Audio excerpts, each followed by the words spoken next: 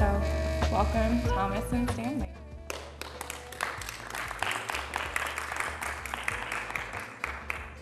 Okay, first I'll tell you a little about myself. Whoa, that microphone. I graduated from Mohawk Regional Trail High School. Then I went here and transferred to UMass, where I graduated with a degree in film production and psychology. And during my time at UMass, I made these 3 short videos that I'm gonna start with, and after I'll answer questions about Stanley or my day-to-day life in a wheelchair.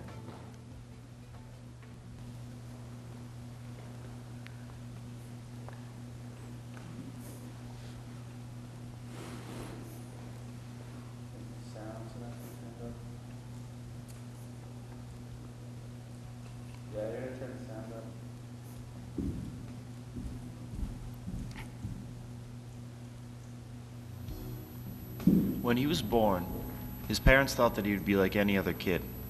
They expected that as he grew up, he would learn how to run, jump, draw, then later he'd play soccer, learn how to drive a car. They expected that he'd be able to do all the things everyone else his age could do. But when he was 5 years old, he was diagnosed with a progressive neurological condition. Over the years, he started to lose his abilities. It became harder to walk, and he began using a service dog for help. Before long, his condition worsened, resulting in his predominant use of the wheelchair and the dog.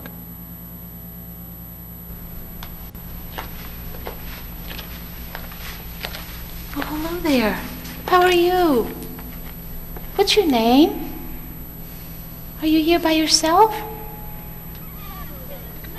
No, I'm okay. Are you blind? I'm sorry. Can I get you anything? No. Are you sure you're okay? Is someone coming to take care of you? You shouldn't be here by yourself, should you? No, I'm okay. You sure? I guess you're a big boy, aren't you? Well, if you're sure now, I've got to go. You let me know if you need anything.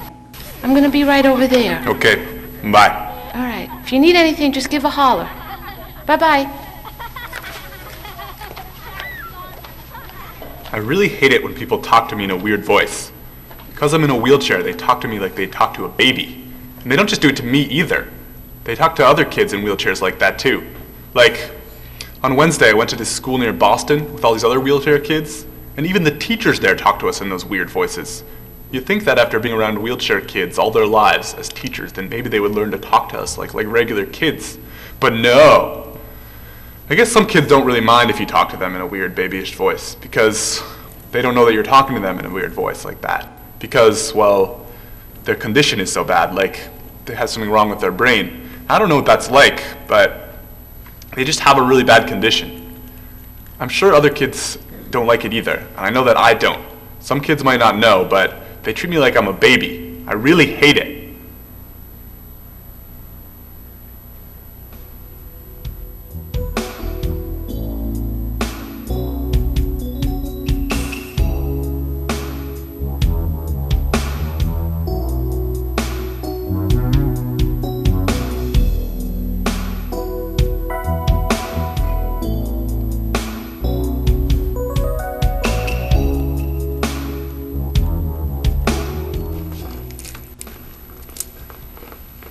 I'm hungry. Let's go get something to eat. Yeah, sounds good. I'm hungry too. Where do you want to go? I'm pretty hungry. Let's just go get something quick. Okay, do you want to just get pizza? Your brakes off? Hello. Hey, hiya, Pooch. See a working dog? I guess you're not supposed to pet working dogs, but He's so cute. I just love dogs. Guy. Yeah, you really shouldn't pet him while he's working. I know, but, you know, what a great guy. Can't hurt. What's his name? Stanley. Stanley. What a great name. He's a terrific guy. How old is he? How long has he had him? He's 12. We've had him for about 10 years now. 12 years old. Stanley, you don't look that old, but you are such a good dog. I've got a little dog, he's crazy. Not like Stanley. Stanley is really doing his job. Say, what does the dog do for him? Ask him. I understand when people talk to my assistant instead of me because they just don't know any better. But it's still annoying because I'm sitting right there and they might not know it, but I can see them and I can hear what they're saying. It doesn't bother me so much now, but when I was younger, it did. I remember this one time I was at the Green River playground with my friend Joel. A little kid was there and he thought that I was blind. And he shouted so that the whole playground could hear, "Look, Mommy, look! He's blind!" I was so mad and embarrassed at the time, and so was my friend. Later, we thought of a good comeback. We could have said, "I'm not blind, but I can see that you're a jerk." We had a good laugh about that. Thought it was really clever. And it did make me feel better. I've always seen myself as a regular person. And I know that I'm different in some ways, and that I may need extra help. Still, that doesn't mean people have the right to talk to me in a weird voice, or not talk to me at all. Even though I'm different and that I need special treatment sometimes, I'm still like anybody else on the inside. I still feel and think like anyone else does. I'm just in a wheelchair. I think of myself as an equal and I want to be treated like everyone else. I've learned to accept who I am and the people around me, even if they don't know any better. When I was younger, there was a few years there when I was really mad at myself and the people around me. But I worked through it. It was difficult to learn acceptance, but when I was ready to accept myself and the people around me, it made me into the person I am today. The only difference between me and you is that I'm in a wheelchair.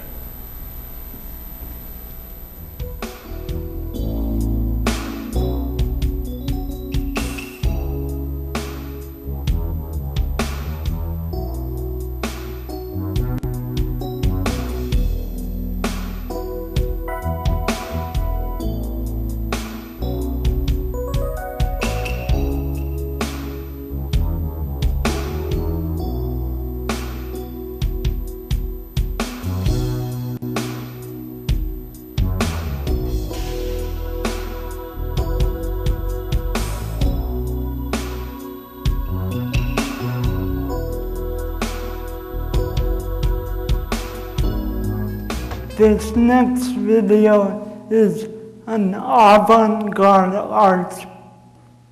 art piece I did.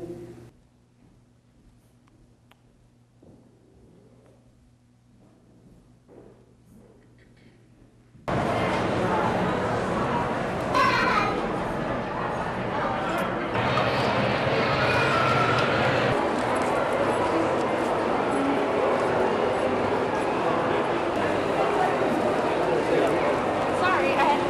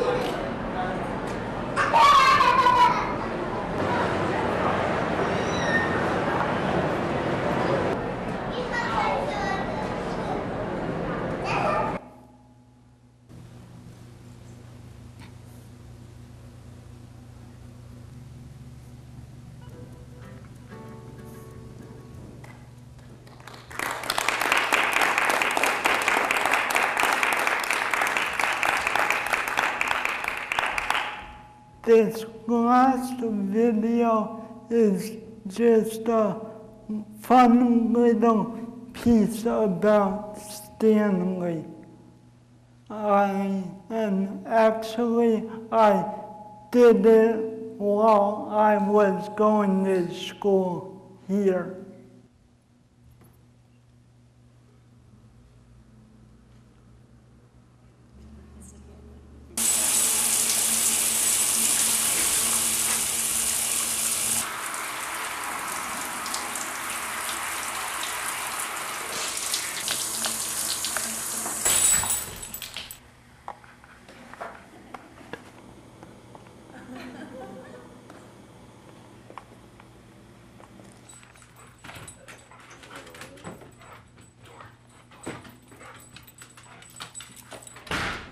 Out every border you can run for. Me, I'm a rocket launcher and militant monster. He doesn't really drive the car.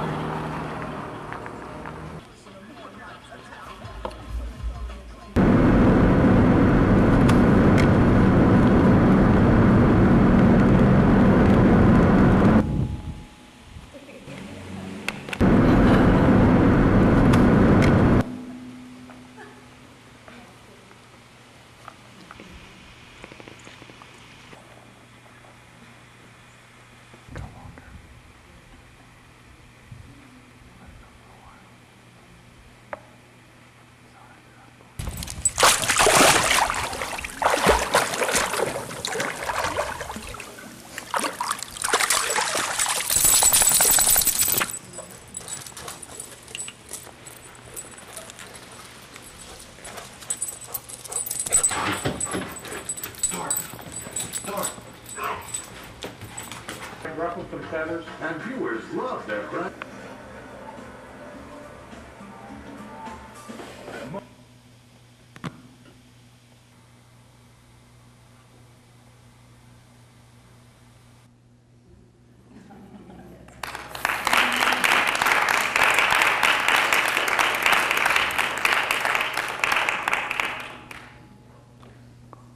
Okay, now I'll take questions about my life or what Stanley does or the videos. Thomas, are you still making videos? Yes, I'm gonna be making another video about accessibility soon. You got your bachelor's degree at UMass? Yes, I was a BDIC, which is Bachelor's Degree in Individualized Concentration. So I made my own major, basically. Congratulations. Thank you. Did you do any other art besides film? I know you're right.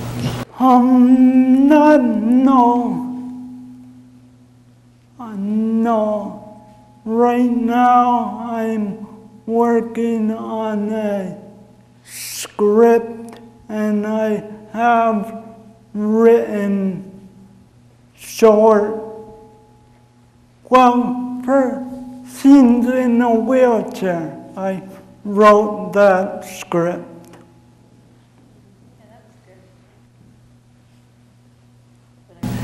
Thomas, what other types of things can Stanley do? Sorry, he can open and close doors. What other types of things do? Stanley picks up stuff. He can go get help. He can,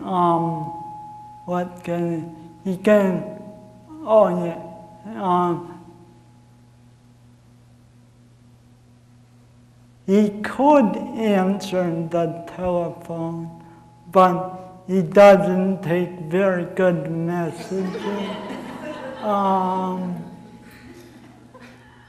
That's basically all I use him for.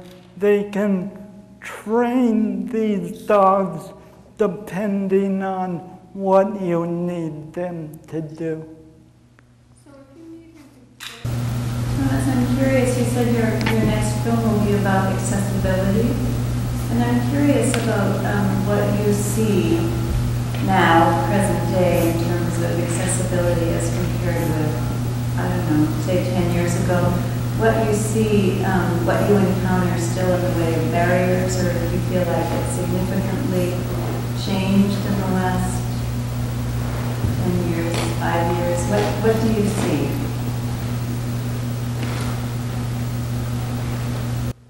Yes, it has changed.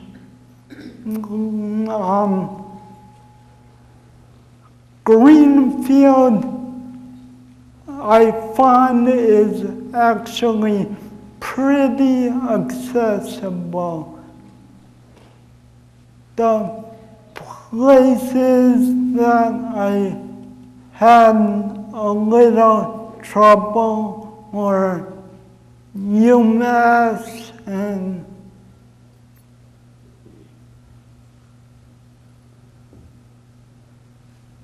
actually this area might actually be pretty accessible.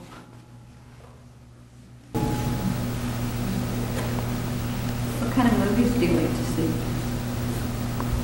I like action movies primarily. Any other questions from folks? I'm curious, the behavior that was depicted in the video around people petting the dog and talking to the dog, do you get a lot of that, or do you feel like you've seen any change as people become, I think people have become more educated over the past 10 years. Have you seen a change in that? Yes, people know more about service dogs now. But it's mainly adults that come up and want to pet the dog. Like when we're at the Y, all the kids usually know it's a service dog. We're not supposed to pet it while it's working, but people have gotten better. And it even says, please don't pet me, I'm working on Stanley's pack.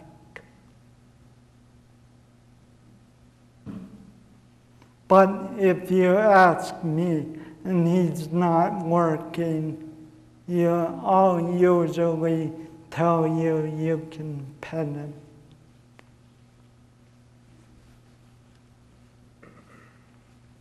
You said he was bred to be a service dog. Is he a particular breed, or is he a mix, or? He's a young lab. They find the labs and retrievers are the best service dogs. Well, thank you so much, Thomas. This was incredible. It was wonderful to see you use art and education together. I think it was very enlightening, and I'm very glad you're able to come back to GCC in this capacity and be here to talk with all of us. So thank you so much. Thank you.